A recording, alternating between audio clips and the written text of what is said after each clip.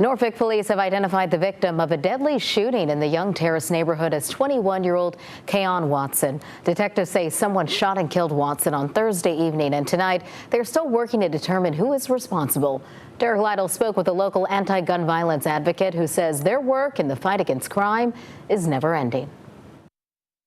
Dana, Clay Marquez says his team of anti-gun violence advocates had just left working with those in the Young Terrace neighborhood just before the shooting took place. And he says it is heartbreaking anytime their phone rings and it's a call like this one. Then we start getting the calls that, it was a shooting out there. It just occurred.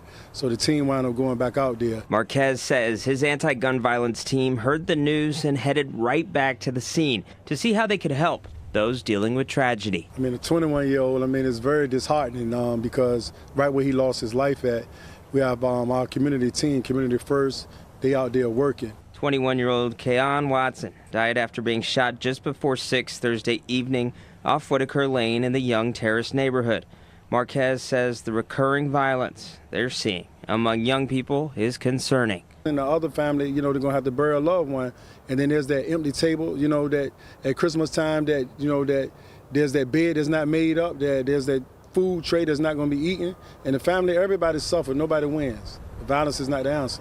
He says they held a meet and greet with members of the Young Terrace community to get the ball rolling on change, citing problems have started impacting children. She said that the kids hadn't been outside and played for 3 years.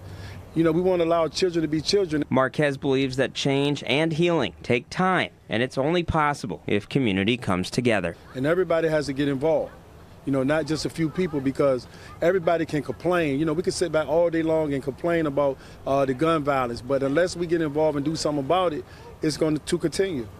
Norfolk police continue to investigate this deadly shooting, and they have yet to comment on what may have led up to the shooting or if it was targeted. Derek Lytle, 13 News Now. Anyone with information related to this case is asked to call the crime line. That number is 1-888-LOCK-YOU-UP, and you can remain anonymous.